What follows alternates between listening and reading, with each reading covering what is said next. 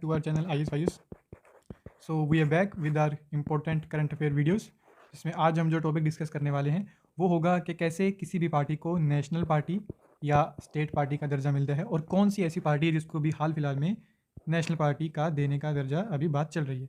उसके अलावा हम बात करेंगे जो हमारा इंपॉर्टेंट लेक्चर होगा, जो हमारा इंपॉर्टेंट पार्ट होगा लेक्चर का, वो होगा इलेक्शन कमीशन और उसके रिलेटेड जो भी रिफॉर्म है, और जो एक आर्टिकल आया था हिंदू में रोबस्ट ट्रायम्विरेट को लेके कि कैसे हम इस इलेक्शन कमीशन को रोबस्ट बॉडी बना सकते हैं। इसमें हम डिस्कस करेंगे कौन कौन से आर्टिकल हैं, क्या क्या पावर हैं, क्या क्या इश्यूज़ हैं, क्या क्या कैसे कैसे हम चीज़ों को इंप्रूव कर सकते हैं टू मेक दिस बॉडी और मोर रोबस्ट बॉडी, जो जिससे हमारी जो इलेक्टोरल डेमोक्रेसी है वो और भी स्ट्रेंथन हो और जो भी इस पर सवाल उठाए जाते हैं उन सबको हम ख़त्म कर सकें। तो आइए बढ़ते हैं अपने लेक्चर में आगे की तरफ।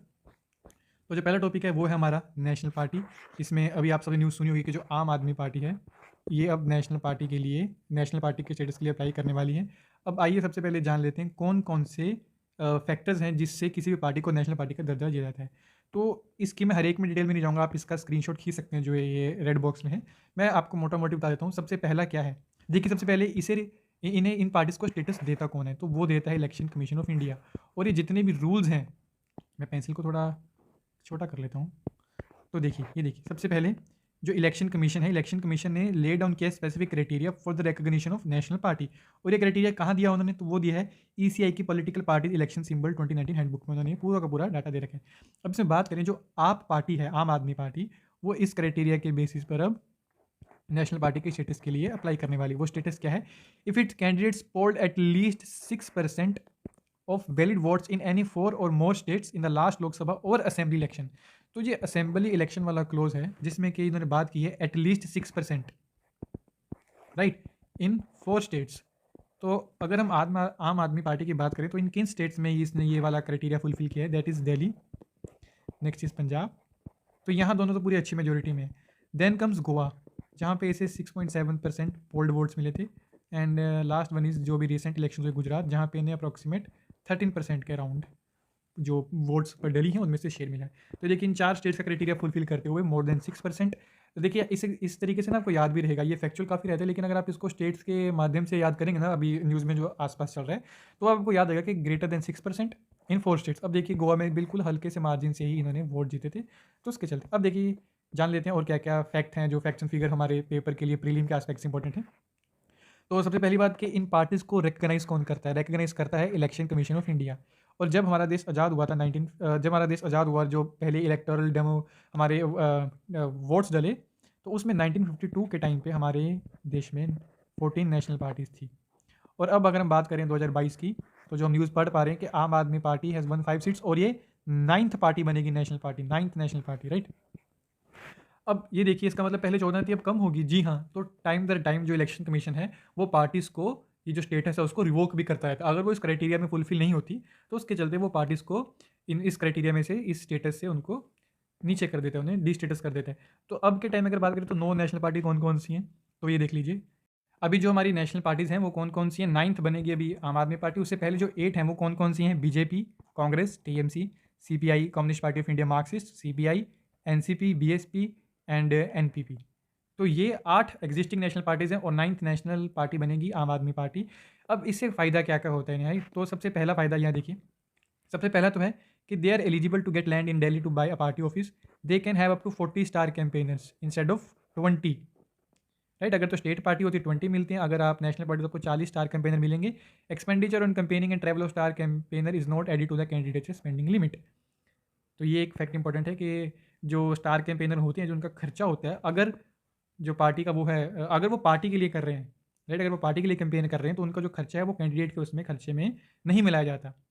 और इनको फिर स्पेसिफिक एक और इनको बेनिफिट मिलता है कि इनके लिए एक रिजर्व हो जाता है, इनका इलेक्शन सिंबल रिजर्व हो जाता है किसी भी नेशनल पार्टी के लिए, उसको और कोई पार्टी एक्सेस नहीं कर सकती। जैसे अगर हम आम आदमी पार्टी की बात करें तो ब्रूम। अब इससे एक और टॉपिक उठ के आता है, अभी रिसेंटली जो ADR था, ADR की रिपोर्ट आई थी कि बहुत सारी रजिस्टर्ड अनरिकॉग्नाइज्ड पार्टी हैं जो उनका नंबर काफ़ी बढ़ गया है पिछले टाइम में। तो अब हम उस टॉपिक को भी थोड़ा डिस्कस कर लेते हैं ब्रीफ में। इस टॉपिक की बात करें तो जो ADR का डाटा था उसमें डाटा आया था कि 2010 में जो ये पार्टी थी रजिस्टर्ड अनरिकॉग्नाइज्ड पार्टी, उस समय थी अराउंड 1112 के अराउंड। तो 2019 में जिनका नंबर बढ़कर हो गया था 2301, और अगर हम 2021 या 22 की बात करें तो ये नंबर बढ़ के हो चुका है 2700।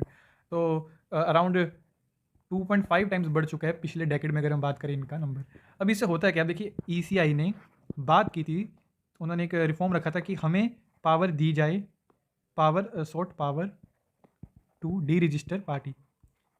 इसका मतलब अभी के टाइम पे अगर बात करें तो जो इलेक्शन कमीशन है इसके पास किसी भी पार्टी को डी रजिस्टर करने की पावर नहीं है। रजिस्टर तो ये पार्टी कर देगी, लेकिन इसको डी रजिस्टर पावर करने की इनके पास पावर नहीं है। तो अभी के टाइम पे अगर बात करें तो ये कंसर्न क्यों है, क्योंकि जो भी ये पार्टीज़ रहती हैं ना, जो पॉलिटिकल पार्टीज़ रहती हैं, इनको इनकम टैक्स की बात करें तो सेक्शन 13A है जो इनकम टैक्स का, उसमें इनको 100% एग्जम्पशन मिलता है।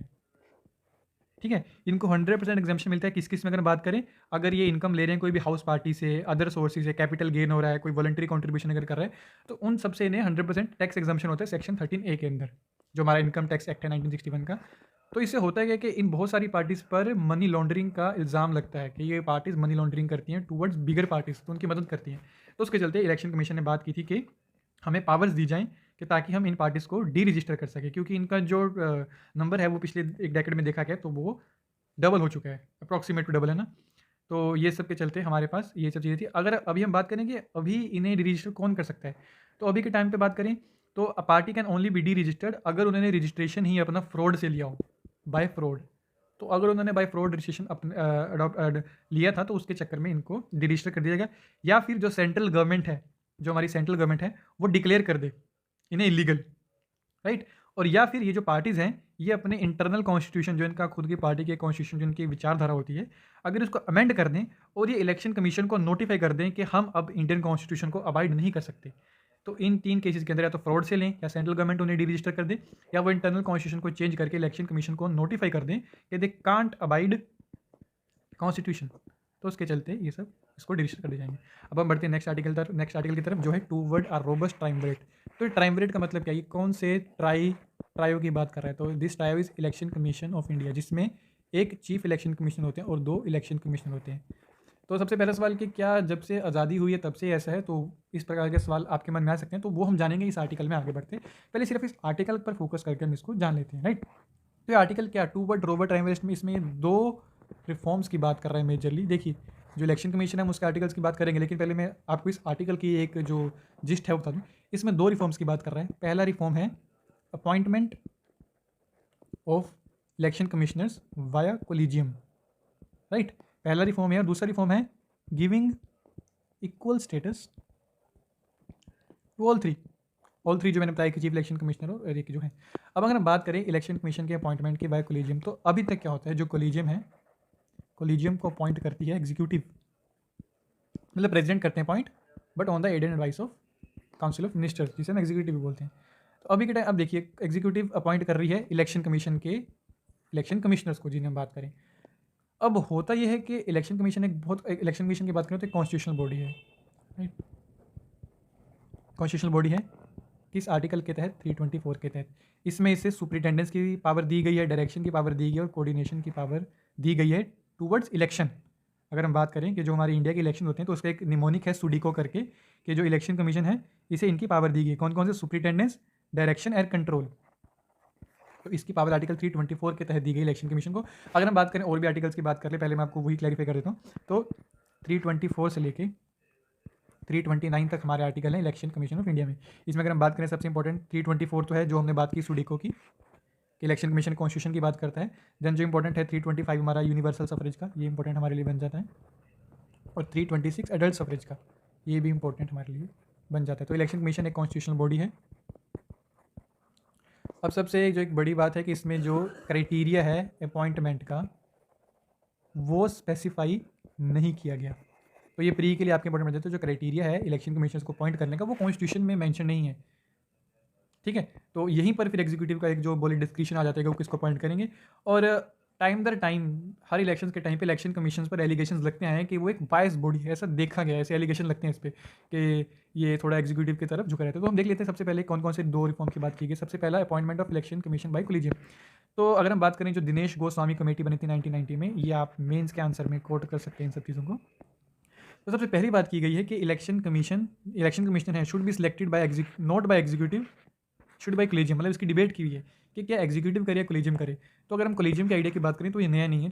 जो दिनेश गोस्वामी कमेटी बनी थी टूवर्ड्स इलेक्टोरल रिफॉर्म 1990, उसमें भी उन्होंने कहा था कि जो चीफ इलेक्शन कमिश्नर है be appointed by president, right, लेकिन इन कंसल्टेशन विद, और कोलेजियम में कौन कौन होगा, चीफ जस्टिस ऑफ इंडिया हो, लीडर ऑफ अपोजिशन हो, और या फिर अगर हम बात करें अगर वो अवेलेबल नहीं है लीडर ऑफ अपोजिशन तो जो भी लार्जेस्ट अपोजिशन पार्टी है लोकसभा में उसके लीडर हो। अब इससे होगा क्या, देखिए मान लीजिए अगर प्रेसिडेंट होंगे एग्जीक्यूटिव की तरफ से, चीफ जस्टिस ऑफ इंडिया होंगे, और अगर हम बात करें लीडर ऑफ अपोजिशन तो लीडर ऑफ अपोजिशन कहीं ना कहीं पार्लियामेंट को रिप्रेजेंट कर रहे हैं हमारे डेमोक्रेसी को, और जो सीजीआई वो जुडिशरी को रिप्रेजेंट कर रहे हैं, प्रेसिडेंट एग्जीक्यूटिव को रिप्रेजेंट कर रहे हैं। तो एक अच्छा खासा कंपोजिशन बन जाएगा उस कोलेजियम का जो पॉइंट करेगा उसको। अगर लीडर ऑफ अपोजिशन होंगे तो उन्हें भी कोई डाउट नहीं होगा, अपोजिशन के पास कोई पॉइंट नहीं बचेगा एलिगेशन लगाने का इलेक्शन कमीशन पर, ठीक है, ये वाले इंपॉर्टेंट बन जाते हैं। उसके बाद भी अगर हम बात करें जो national commission to review working of constitution थी which was headed by justice M N. Venkatachaliah, उन्होंने भी बात की थी कि जो इसकी अपॉइंटमेंट है वो एक कोलेजियम के द्वारा की जाए, और उस कोलेजियम में कौन कौन होगा, प्राइम मिनिस्टर होंगे, लीडर ऑफ अपोजिशन होंगे in the Lok Sabha Rajya Sabha, speaker होंगे लोकसभा के, डिप्टी चेयरमैन होंगे राज्यसभा के। तो इनका कोलेजियम थोड़ा डिफरेंट था as compare to Dinesh Goswami, लेकिन उन्होंने भी एक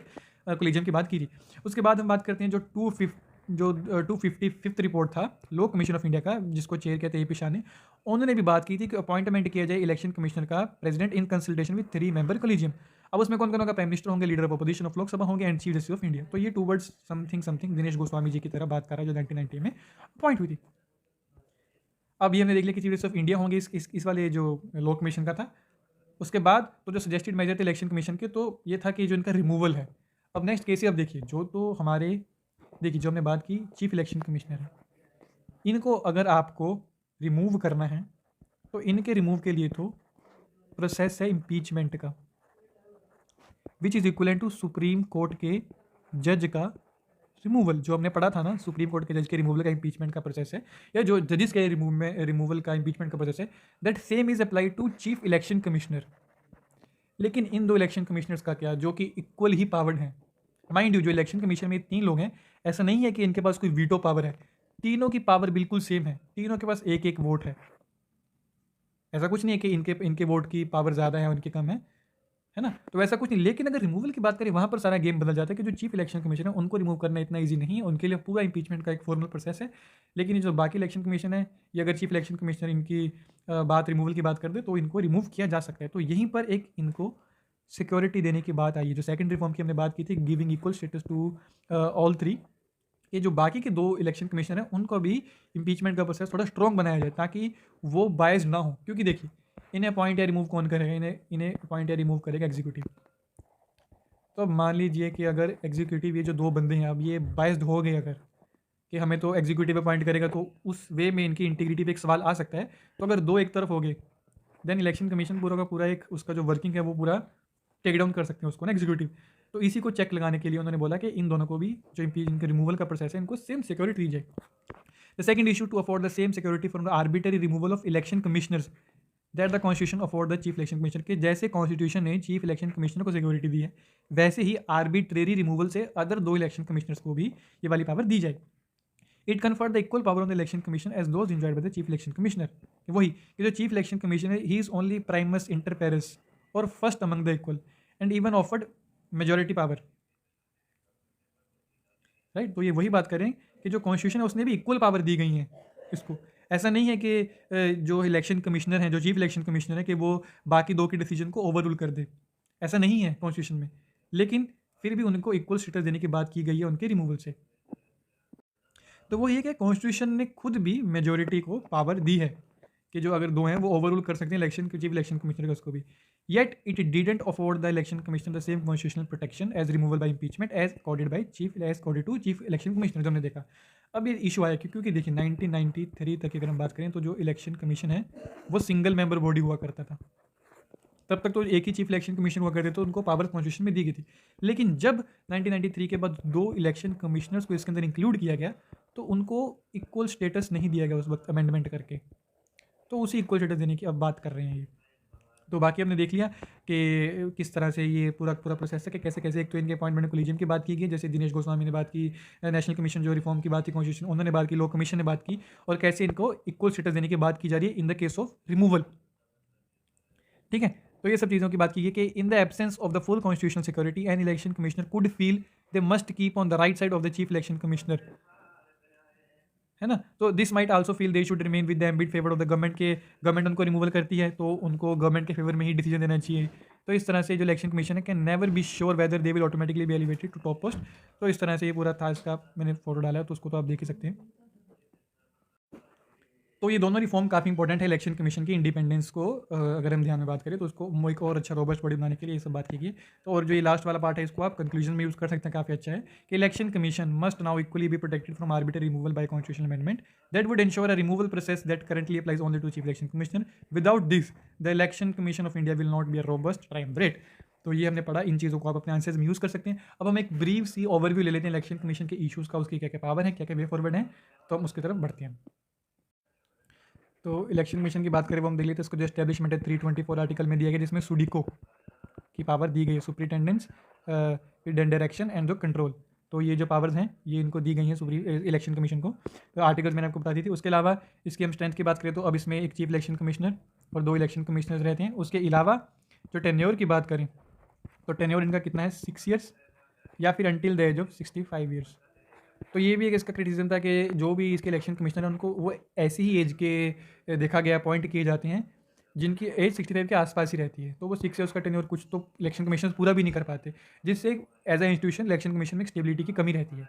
क्यों? क्योंकि उनकी एज वाला या तो 6 साल का होगा या 65 years, which ever they hit earlier.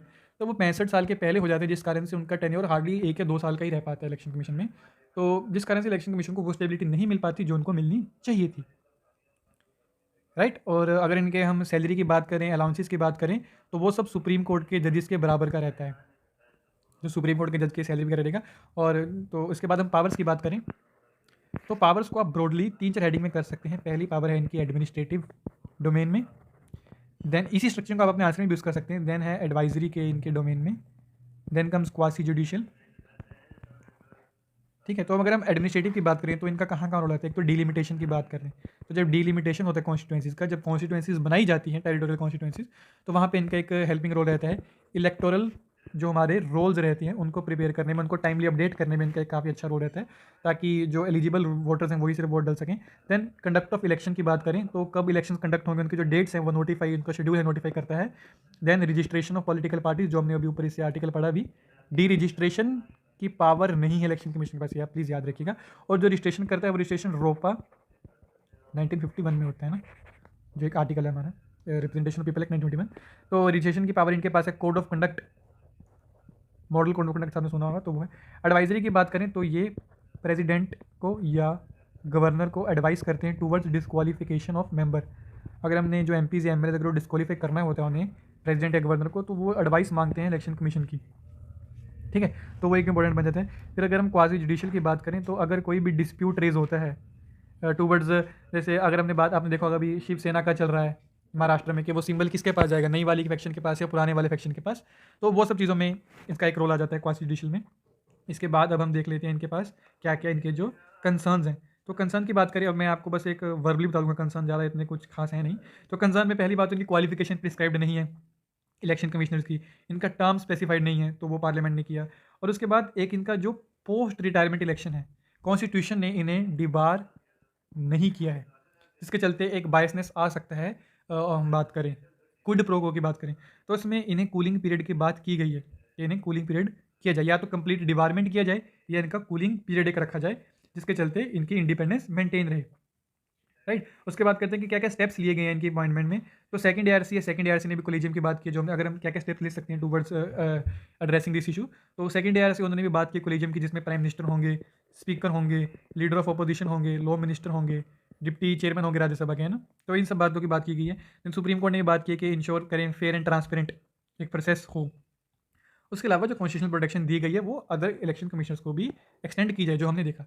इसके अलावा अगर हम बात करें कि इश्यूज़ क्या क्या फेस हैं, इश्यूज़ की अगर बात करें इश्यूज़ फेस में, तो सबसे पहले तो वही है कि इन पे पार्टीजन रोल का एक लगता है कि ये जो भी पार्टी पावर में होती है उनकी तरफ इनका एक बायस्ड रहता है, ऐसा एलिगेशन लगता है।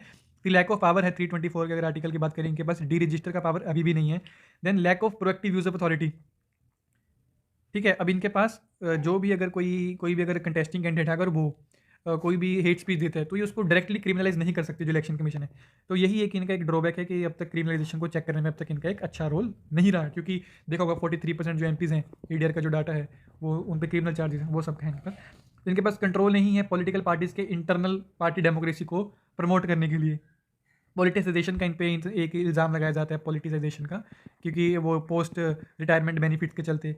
देन नॉन ट्रांसपेरेंसी का एक इन पे एलिगेशन लगाया जाता है कि जो बाकी के 2 इलेक्शन कमिश्नर हैं, है ना, तो उनकी जो एक अपॉइंटमेंट है वो एग्जीक्यूटिव करती है, तो इन पे एक नॉन ट्रांसपेरेंसी का लगाया जाता है इल्ज़ाम। क्रिमिनलाइजेशन ऑफ पॉलिटिक्स के अब तक ये इनेबल रहे टूवर्ड्स चेकिंग दैट करके।